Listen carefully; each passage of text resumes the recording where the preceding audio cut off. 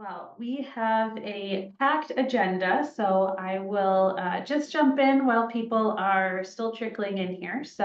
Thank you everyone for joining. We're really excited to chat through all of the fun new compliance and regulations and everything that is relevant for Colorado employers in particular, but we'll cover everything you need to know, the big things going on across the country today. Let's jump right in. All right, today we'll do a quick introduction on who I am and my partner Donna here. And then we're going to go straight into some of the biggest topics that are happening in employment law this year. First we'll talk about the paid sick leave and paid family leave across the country. We'll talk about just general state employment trends, and then another hot topic around immigration compliance. And then finally, we'll just talk through some labor law cheat sheets and a poster giveaway for everyone who's attending today. So really excited to chat through all of this with you, and we'll try to keep it engaging. So please ask questions. And a few things before we get started on that note. So first of all, we will send out this recording and all of the resources after the webinar. So please don't feel like you have to take notes or screenshot or anything. Second, please ask questions. So if you drop them in the comment box, I will be tracking them. And as Donna is going through, I will, at the break between sections, I'll flag those for her and we'll talk through as many as we can. If we cannot get to your question, we will follow up with all the questions and answers that we didn't get to, and we'll send them to everyone who registered. So please ask, even if you feel like we're running against time or you aren't sure, throw it in the chat and we'll make sure that you get an answer. So before we jump in, a quick introduction. So it's nice to meet everyone. I am Jessica Shamoon. I'm the president here at Obsidian. I've been with Obsidian since 2023 and based here in Denver. So really excited to be working with all of our fantastic Colorado employers. And let me pass it over to Donna here for a quick intro. Thanks, Jess. I'm Donna Jones, here with Obsidian HR. I've been with Obsidian for 3 years, but I worked with our sister company, ProService, since 2004, a long time. So a lot of HR experience, as well as just experience in the PEO industry overall. Love HR. I love, working with our client companies. I see a lot of familiar names here on our attendee list, and it's really great to see those names, and I can picture all of your faces. So thank you so much for joining us today. It's really great to have such a great audience. A lot of folks on with us today, so I'm sure we'll have a lot of great questions as well. Boy, I'm using that word a lot. Excuse me for that, but I think we're going to have a good session, and I appreciate all of you. We do have what we said was a pretty full agenda here. And so we're going to go ahead and jump in with some of those paid sick leave and paid family leave agendas. Trends. I want to talk about some trends, right? Some of the things that we're seeing throughout the country. Paid sick leave and paid family leave are not new to Colorado. But increasingly, we are seeing throughout the United States, more and more states are adopting these programs.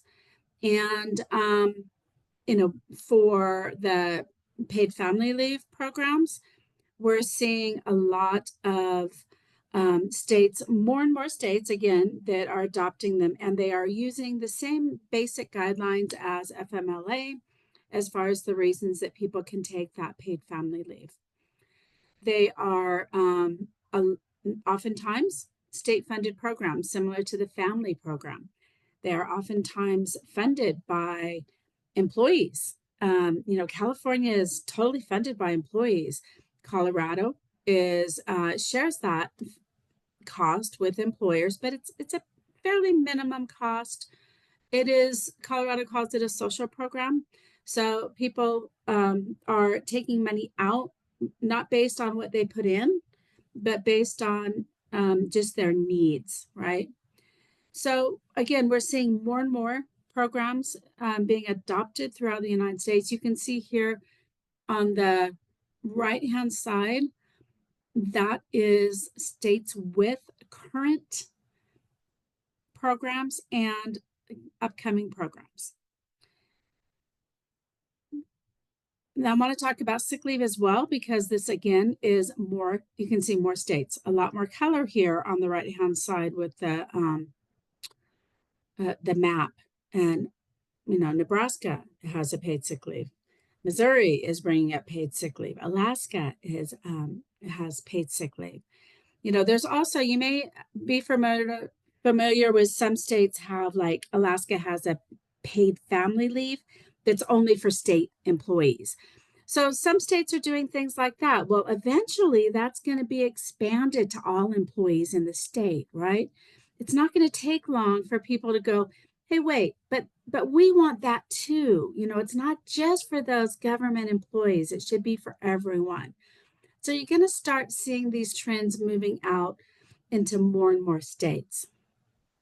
Paid sick leave, some of those trends that we're seeing that are commonalities, let's call them that. The accrual methods, most often it's based on hours worked. 1 hour of paid sick leave for every 30 to 40 hours worked. That's kind of the regular thing that we're seeing. Or the company can front load those hours. Okay. So if you want to give all the hours all at once, the state says, sure, you can do that. But most of the time, what you want to do is allow that to accrue per hour worked, at least in the first year of employment. Many of the states are saying they have to be able to carry over the hours from one year to the next. So that following year, maybe you want to start front loading and allowing them to have all of the hours as of January 1. Now, reasons to use paid sick leave, oftentimes including family, including things like snow days, weather, you know, Hawaii, hurricane warnings, right? Things like that. Colorado, since that's where many of us are, Colorado says that if there are business closures for some reason, whether it's weather related or otherwise, then that can be used as a sick day. Something else that's very common with the reasons for for uses of sick leave, excuse me, is that you're not allowed to ask for a doctor's note until after they have been out. The norm is 3 or more consecutive days. So on the 4th day, Colorado says more than 3 consecutive days. So as of the 4th day, that's the most common. That's a lot of days, you guys. They only get 6 in Colorado, 48 hours, right? So they have to be out 4 consecutive days before you can ask for that doctor's note. Now, we've also had some really good conversations, and I say we, I'm talking about Obsidian and our HR consultants. We've had really good conversations with the state of Colorado about this, and the state says if the employee has told you that they're out for a sick reason and they've said, hey, I have the flu, I have strep throat, and you ask them for a doctor's note and they don't give you a doctor's note, they've already confirmed that it was a medical reason, and you can't discipline them for not providing that doctor's note. Now, I know you guys are all going, but wait a minute, they're not the doctor. How come they can do that? The state says that they can. I'm just pausing here because I want you to absorb that. The state says that they can. And is that like, I mean, all of us, the HR consultants, we're all getting together and going, what? But yeah, that's what the state says. Now, if they don't give you a medical reason, they're just saying, hey, I'm going to use my sick leave today. I need to be out. Okay, and now they're out for several days. and you ask for a doctor's note, they need to provide you that doctor's note. But if they give you that medical reason, then that's supposed to be sufficient. All right. Um, let's see. I'm going to pause here just for a sec. Jess, is there a question? Yeah, we have a couple questions actually. So the first one is, do the employers have to pay the accrual if somebody terms, either Oh, voluntarily or involuntarily? great question. Yeah. Um, all the states have said that paid sick leave is not required to be paid out upon separation. So this is a really good thing because as long as it's called paid sick leave, you don't have to pay it out. If you, as an organization, decide that you're going to combine that with your paid time off oftentimes would need to be paid out at termination because paid time off can be used for vacation and things like that. So that would be a company decision. If you combine those two, then yes, it would have to be paid out. But if you keep them separate, paid sick leave by itself, no. Now, I'm going to add a caveat to that as well, Jess, Sure. in that if that employee leaves and comes back within 6 months, in the state of Colorado, you have to reinstate that paid sick leave to where it was prior to them leaving. So, an example here, my husband works for a golf course. He's off for a few months in the winter, but when he comes back, it's less than 6 months, his sick leave accrual goes back into place. Okay. What about, we've got two more questions here. One, what if your company doesn't have paid sick leave? It's a smaller company and they only have PTO. Okay, so your PTO policy has to be at least as generous as the paid sick leave. So that means that they have to be able to accrue hours at 1 hour of PTO for every 30 hours worked. That's a really accelerated accrual, really, because they basically accrue pretty fast at 1 hour of PTO for every 30 hours worked, right? Yep. So that's the first thing. And then even if they only accrue 48 hours, it has to be at that level so that they're going to accrue that quicker. You can't spread that out through the whole entire year. Thank you. And one more question, and then any others we'll follow up on after for this section. So how should we handle people using sick time inappropriately? So in place of PTO, what can we and can we not confront people on in terms of misusing it is the question. Great question. That's a tough question because you really can't confront people.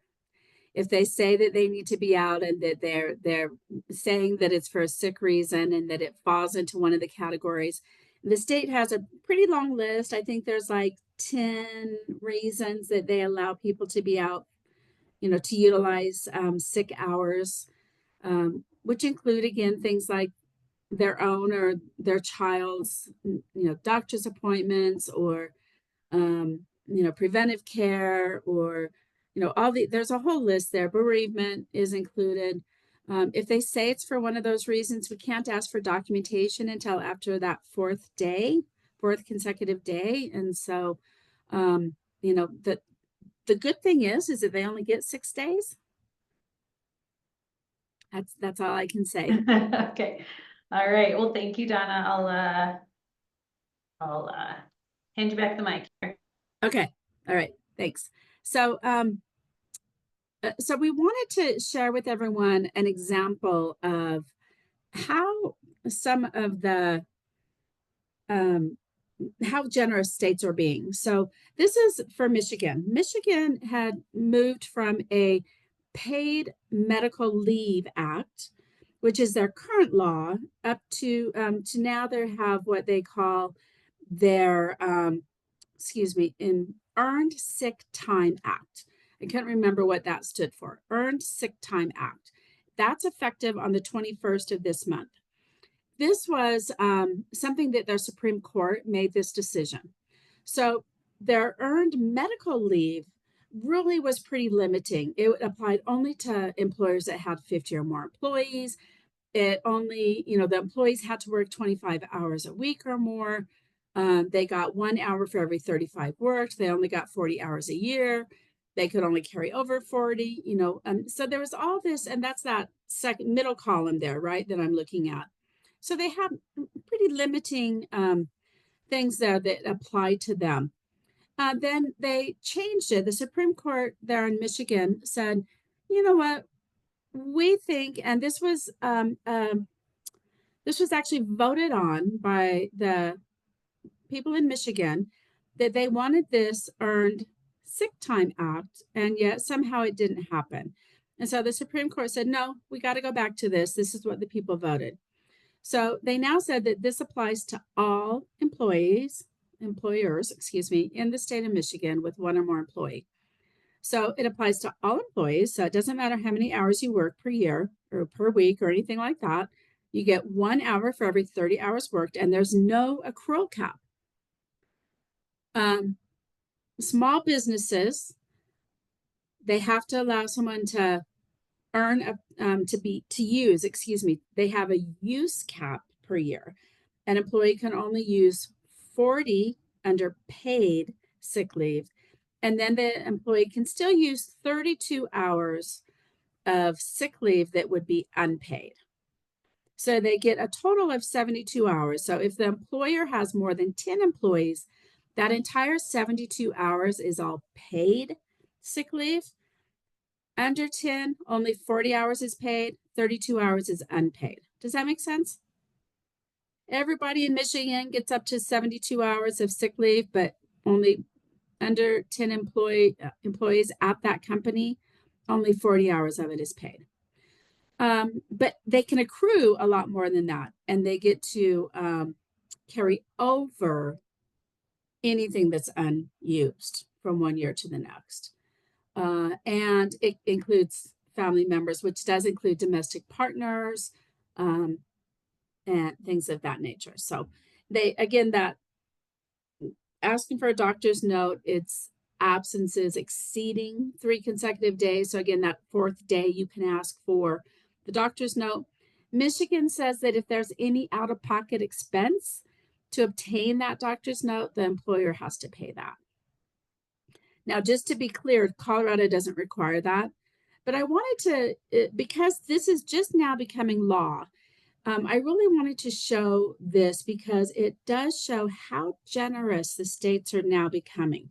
They already had a pretty good paid medical leave program in place that really was generous to a large number of the employees within the state. But they've really said, nope, this isn't good enough for the employees in the state of Michigan. We're going to do much better. And that's the trend. That, law taking effect here later this month, that's the trend. More and more is being given to employees, and we can expect that to continue.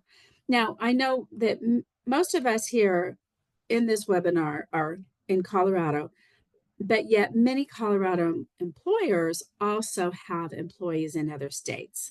And that's why we really wanted to expand on some of this and to talk about what are the trends throughout the United States and not just focus on what's going on in Colorado. All right, did any other questions come in?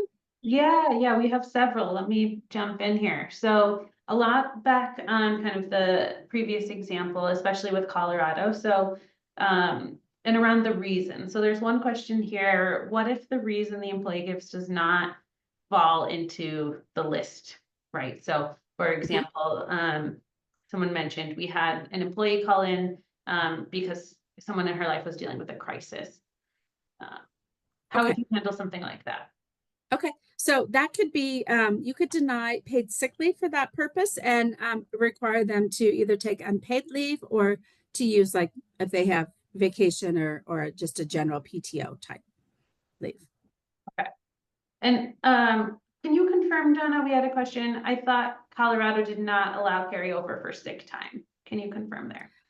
Colorado does allow carryover. So carryover max, Colorado, it's 1 for 30 hours earned up to 48 hours annually. Carryover is 48 hours annually. Use is also 48 hours annually. So the employee can earn, use, or carry over 48 hours every year. Thank you. Two more here. So question is, if we have an attendance policy that categorizes excusable versus unexcusable absences, is it wrong to say that calling out sick has to be inexcused?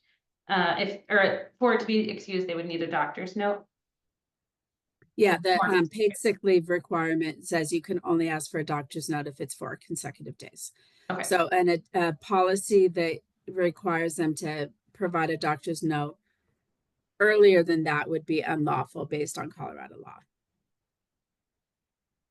And then finally, one more here. How about I'm sorry. Unless they have already exhausted their paid sick leave and they're using PTO, then you would be able to do that if they've exhausted their paid sick leave. Okay. How do PTO sick leave laws apply to salaried employees missing partial days? Okay, that's a separate webinar. We're getting good questions here. Yeah, no, it really is. So, salary exempt employees, you cannot dock pay. So, you would have to, you are allowed under the Fair Labor Standard Act to deduct from a PTO or a sick leave bank for partial day absences, but you're not allowed to dock pay for partial day absences. We have a few more questions that have come in, but I think in the interest of time, let's move to the next section and we will answer these after the webinar. Okay. For this section. And as a reminder, if we do run out of time for questions, we will send out everyone an Excel sheet with the questions and information on them. Okay. All right. Our next section is on some state unemployment. State employment trends, not unemployment. The first one is on the Crown Act. We're seeing, and Crown is that creating a respectful and open workplace for Natural Hair Act. And this is becoming more and more popular. We're seeing, a lot of states, you can look at that map. I love the maps here on this, that more states are adopting the Crown Act. This has actually also been introduced under federal legislation, hasn't passed yet. Time will tell if that does become part of the protections under federal law, but it really is about discrimination based on hairstyles and hair textures and those hairstyles that are historically traditional to certain races and national origins. So it prohibits discrimination based on dress codes and hygiene policies. And hygiene, I think in particular, where historically we've thought of dreads as being unkept, that's a hygienic issue where it's really not, right? And protects hairstyles such as afros, braids, twists, all of those things. And it really is something that we should be aware of. The trend, making sure that people are protected and allowed to wear their hair in those traditional manners and as they wish, right? As they wish to wear it. The next one is about pay transparencies.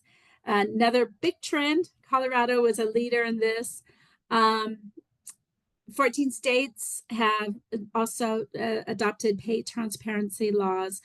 Really, pay transparency, what it does is it is requiring employers to post salary ranges in job postings. Colorado does require it in job postings. Some states don't require it in the posting, but they require it to be disclosed if the applicant asks, right? Some of the commonalities are like that covers that employee in where they live, right? Where they're going to work. So their jurisdiction is where that applies. So if you are a remote employee and you live in California, then the California pay transparency applies. So an employer who is recruiting in California has to follow the rules. They found that here in Colorado when we first started this was that I don't know if you guys remember this, but we would see ads that would say Colorado employees need not apply because they didn't want to follow those pay transparency rules. And so the state said, no, no, no, you can't do that. You've got to follow our rules if you're going to be recruiting in the state of Colorado. Yeah, so, and I love some of this information here on the right, because this really does show that the candidates like this, right? You know, they have more people applying, increased quality of applicants, and are having a more competitive edge, getting better talent because of that, having those pay ranges posted. So really good information when you're thinking about it's a pain. It is a hindrance, right? That's what that title says. Is it a hindrance or is it a competitive edge? Well, it is kind of a hindrance, but it does certainly give you a competitive edge because you're getting better candidates overall. There's also in Colorado here, last year they started the internal posting requirements. And again, there's a lot of things that we have to do when it comes to this pay transparency and the Equal Pay Act and such, that, Colorado is unique in some ways, but it makes us better employers. The trend, though, is that more and more states are requiring this. Artificial intelligence. This is brand new. I'm not going to talk a lot about this because this is brand new and there's not a lot that I know that I can share with you guys. The Colorado passed their law. It does become effective in February of 2026. Our new administration, Trump has said he wants to be a global leader in artificial intelligence. So he is really going to take a firm stance on this and do everything he can to become that global leader, which is going to be really great for the U.S. I don't know what that's going to mean for recruiters and for hiring and such, and for the discrimination concerns. I don't know. We don't know yet. A lot of this is brand new.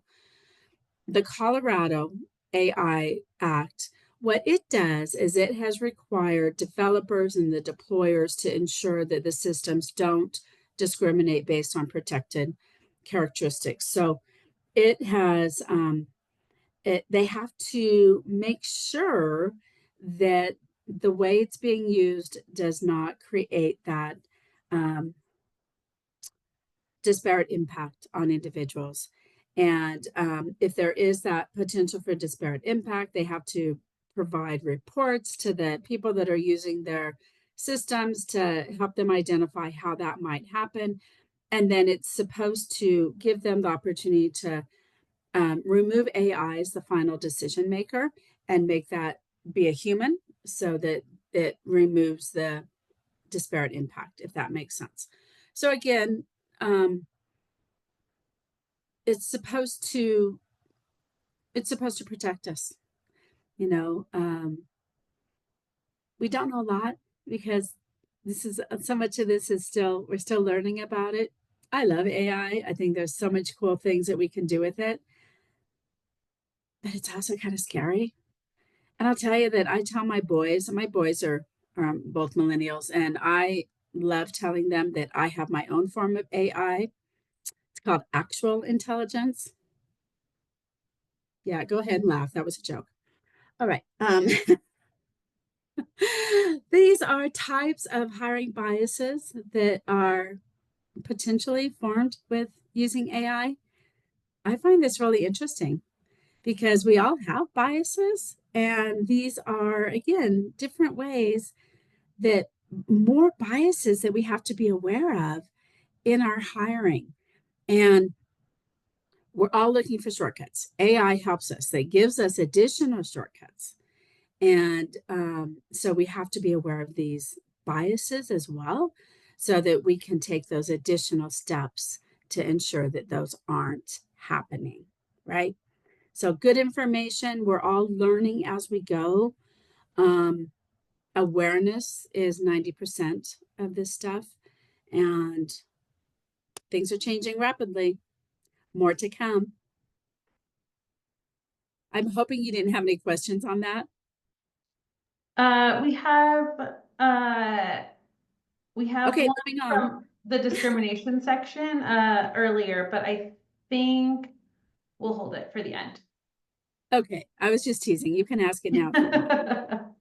We do, we've been getting quite a few, actually. I'm tracking them, separately, so please keep asking questions, everyone. This is so helpful, and I promise we will get you all answers, even if it's not live on this call. That's right. All Thank you. right, very good. Okay, so moving on now to, we're going to be talking just a little bit about immigration. Hot topic. We wanted to address this because we know it's a hot topic, and we know that with the executive orders and, with the campaign promises and things moving very, very quickly with the new administration, that this is a fear that many organizations have. So I wanted to give you a little bit of background on some of the reasoning for such a push on immigration and potential immigration visits. I try and avoid the word raid because that's really, again, hot word, right? Brings fear to everyone. So during Trump's first administration, he had a goal of between 12 and 15,000 I-9 audits, inspections, audits to be performed. And then COVID happened, right? So it wasn't possible. He didn't have the opportunity to fulfill that campaign promise. And so immigration became a bigger topic to him. That became, that campaign promise he wasn't able to fulfill it. Well, 2024, immigration became a bigger issue, and it became a very much his campaign promise. And he did promise to have the largest deportation program in American history. And so, here in these early weeks of his term, he has definitely signaled,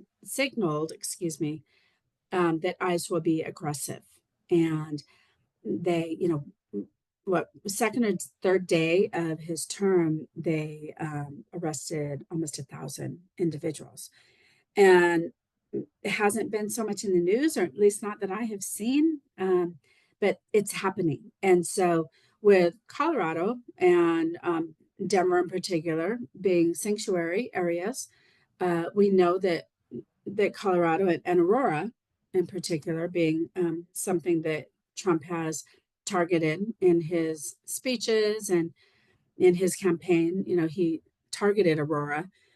And so we wanted to bring this in here to help ease your minds, to give you some ideas on what can you do to prepare.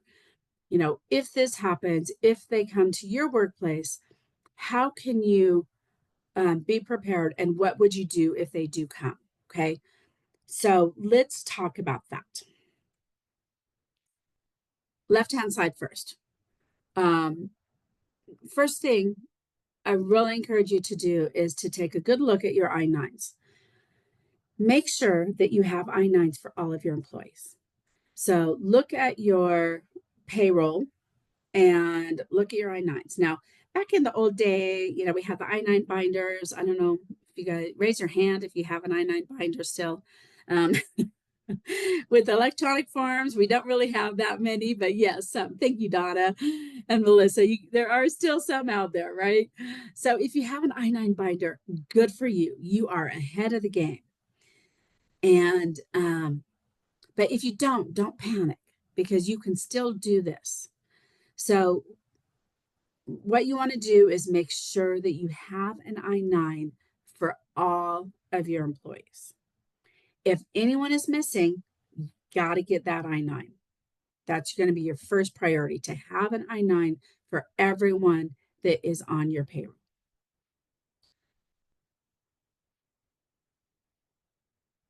Okay, and one question I have questions and things going through my head, so I'm going to try and address them as I'm thinking of them.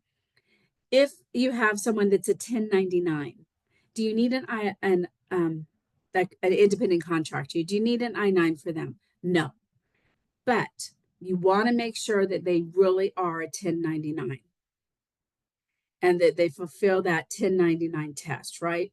So you don't want to have, like, let's say you're a restaurant and you have this employee, this individual worker that doesn't have an I-9. Don't just make them a 1099 to protect yourself. They're still an employee. Get the I-9 instead. Okay.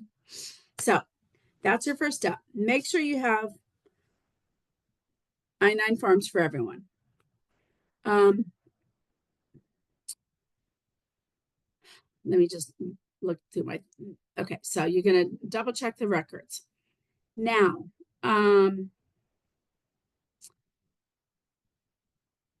part of that process, you're going to do an I-9 audit. We have a document that is published by USCIS, and it is on how to complete an I-9. We're going to share this document with you. It's actually, surprisingly, you guys, only like 6 pages. So it's pretty easy and comprehensive. We're going to share that as one of the resources at the end of the webinar when we send out all the information and the recording. Make sure that you're doing your good record keeping. I-9s are kept for 3 years and at least 1 year at the end of the termination. So what this means, when you're thinking about it, well, how long do I have to keep that I-9? Well, if that employee worked less than 2 years, you're going to keep it at least 3 years. But if they worked longer, if they worked 3 years, if they worked more than 2 years, I'm going to say it differently. If they worked more than 2 years, you're going to keep it as long as they're employed plus 1 year after they're no longer employed. Does that make sense?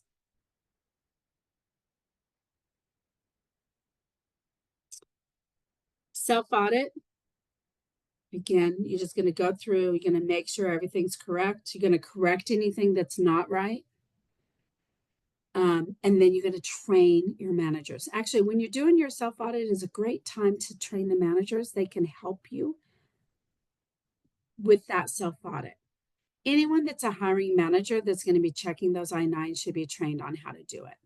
They can help the employees. Most I-9s are electronic nowadays, not always, but a lot of them are. And training them to show the employee how to do it, but then also training them on how to complete it themselves. You want to make sure there's no blank spaces where there needs to be information. Donna, we have a few questions here, actually. Okay. Is it important for people to update and like if we're missing an I-9 for a current employee? How critical is it for us to like go back, double check, get all of that information right now? If you don't have an I-9 at all for a current employee? So question, would we have to have an I-9 on people who have been here over 3 years? Yes. Yep. You have to have an I-9 for all current employees. The only exception for that is if they were hired before 1986, when this became law. And if we're missing an I-9, what do we do? Complete it. If you're missing one, if you don't have an I-9 for a current employee, you need one. Okay, so we would just fill it out as if they were a new employee. Yes, and I think that this will be, and I haven't read through the entire USCIS document, but when you get to the part that says, what date did they start working? That's where you're going to want to say the actual date that they started working, and then notate that this was a self-audit correction with the date that you have completed the new form. Thank you.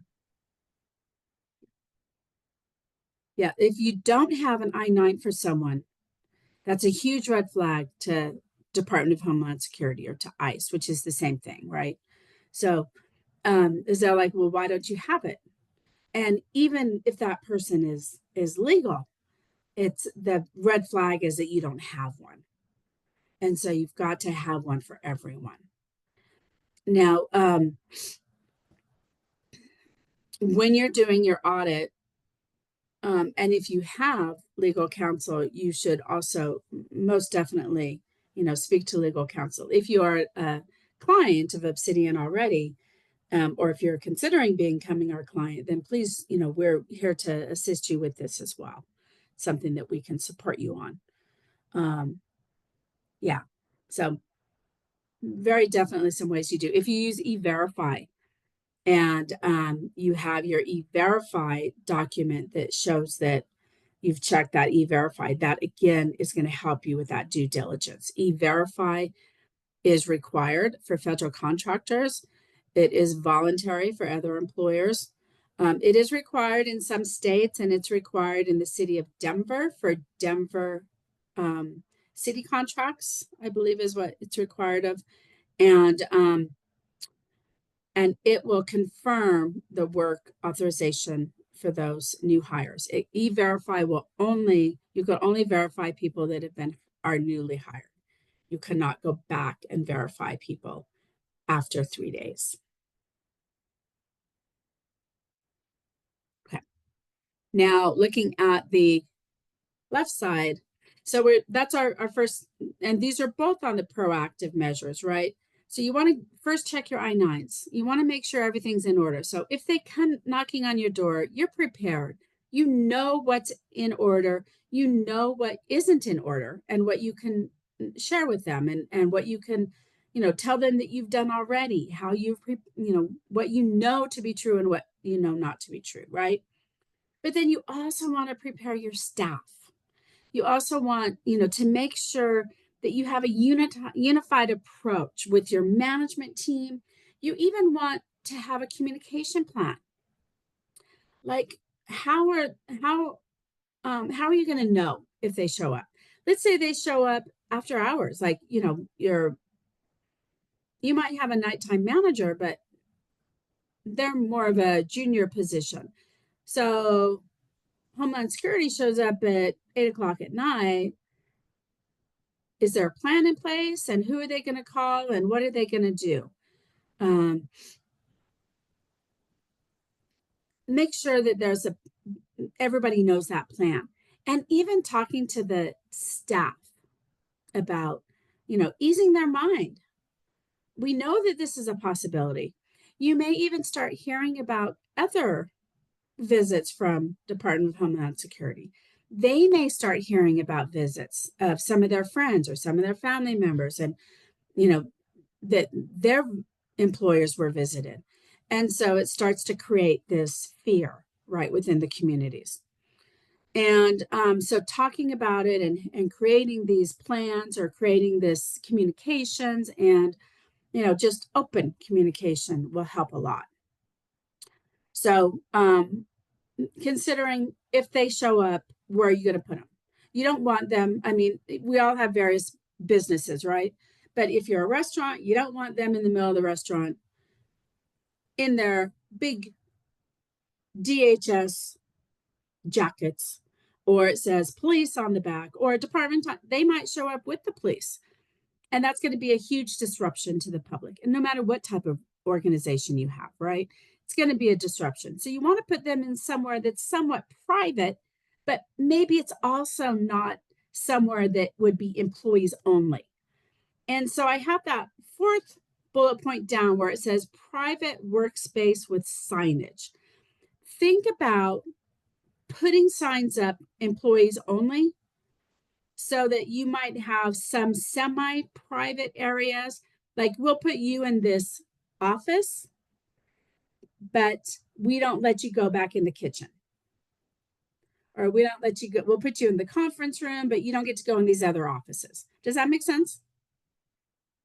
Kind of thumbs up, thumbs down.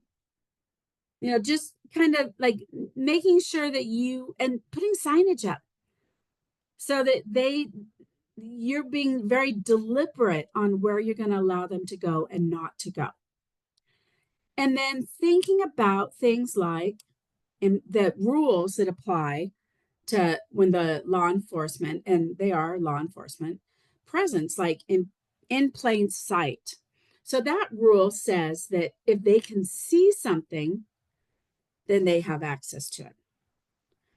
So if the computer's open and there's a document on there, because you were doing your I-9 audit and there's a spreadsheet, and they happen to come in and see the spreadsheet open, they have access to it.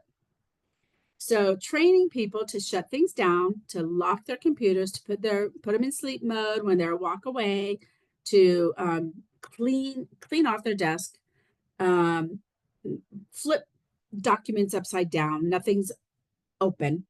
And also in plain sight is also about what they can hear, right? If they can hear things that are spoken, they also have that knowledge. So things that are said within their presence or within that range is also things that they can use. And I'll probably say this a few times in the next few minutes. Don't allow managers or employees to hide other employees. If they hear someone saying, hey, call Tomas, tell him not to come in, they're going to notate that in their notes. Who's Tomas? How come they're told not to come in? Is Tomas legal? So be careful about those things. All right, we're going to go to the next slide. Disruptions. Employees are scared. They may be calling out absent. There may be work stoppages. So when I talk about work stoppages, we're thinking about things like a walkout, where and these are things. National Labor Relations Act allows employees to do these type of activities that they feel will protect themselves, right? And so, we need to make sure that managers are aware of what employee rights have. They're scared. They want to make sure that their rights are protected, that the company is not going to turn them over, And so managers should be trained on what they can say, what they can do, to help employees understand the processes. The employees do have a right to remain silent. They don't have to talk to the police. They also should be not belligerent, be cooperative, right? On the other side, they don't have to say anything. So they shouldn't be disruptive with the process. But as we want the managers to provide a supportive workplace, and we want managers on that third bullet point under recommendations. That's about making sure that those agents are remaining professional and not harassing those employees. So they can come in, they're going to be doing their job when they come in, if they come in, but they can do so professionally. And if they start to become disruptive, they start to become, unprofessional or become harassing, we need to put a stop to that. And that's where, understanding the rights of the employees and understanding the processes is really going to come into play. Let's talk really quickly about if they do come to your door and visit. The most common reason for them to come to your door is because they're providing this notice of inspection, which means that they're going to do an I-9 audit on you. Should that happen, just remain calm, be professional. They're going to set a meeting for three business days, okay? Schedule that meeting. Tell them thank you, goodbye. Don't schedule that meeting, even if you've well prepared and you can do it right then and there. Don't do it. Schedule that meeting for 3 days. I'll see you on this day. Contact your legal counsel. Legal counsel can help you. They can do another review of the I-9s. They can maybe ask for an extension if necessary before that 3-day happens. You know, they can do all kinds of stuff to help you prepare. If you have an employee that there is an issue with, perhaps you find out that that person's work authorization has expired. They have 10 days to resolve that issue. They will provide, they'll provide you with that notification. The Department of Homeland Security provides that notification to you. You will tell that employee they have 10 days to resolve that. If they haven't resolved it, then you terminate that employee. Okay. You're going to notify the employee, you know, of that deadline, let them know, and then you just terminate if they don't provide that updated authorization. Hopefully it's just a matter of they didn't provide you or your records don't reflect that new authorization, the new expiration date. Okay. A lot of times that's all it is. You'll notice I'm talking faster because we're running out of time. If it is not a notice of inspection, if this is not just an audit, if it is more of that raid, right? There's 2 ways it can happen, with a warrant or without a warrant. If it's without a warrant, it's likely with a subpoena. If it's with a subpoena, the employees are not required to answer questions. They can, but they're not required to. You know, you can answer questions, you can help them out. If they have a subpoena, it's likely just for seizure of something, but that's all they can help. It's going to specify exactly what they can take. Subpoena is also likely to be about providing documents or testimony, and that would be at a later date. Okay. If it's a warrant, you want to look at that warrant very carefully. There's 2 types, judicial or administrative. Judicial warrant is signed by a judge, and that requires compliance. It's going to say exactly what it is they're looking for. It could be a search, it could be a seizure. They're going to arrest somebody. They'll say exactly what it is that they need, that they want to do. The administrative compliance is not necessary, but it may authorize, again, that seizure or an arrest. And that's a form. You're going to have to look at that closely to say, what is it?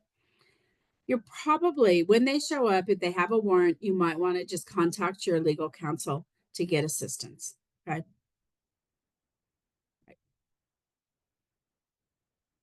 Again, I'm trying to go more quickly because we have just a few more slides here, and then we'll stop for questions. Document as much as you can about everything that's going on. So you may even, if you have your team, the response team that we talked about earlier about preparing, who's going to be responsible for talking to the agents? Somebody else might be responsible for making sure they're recording what's going on. Obtaining business cards from all of the agents that are there or from the police that are there. They don't have business cards. You're writing down their names, their badge numbers, all that information. You're not going to allow anyone to hide stuff or to destroy anything. I tell you, it is not the time. Excuse me. It is not the time to shred old files. Okay, not while Department of Homeland Security is there. That is not the time to shred old files. Just wait till they leave.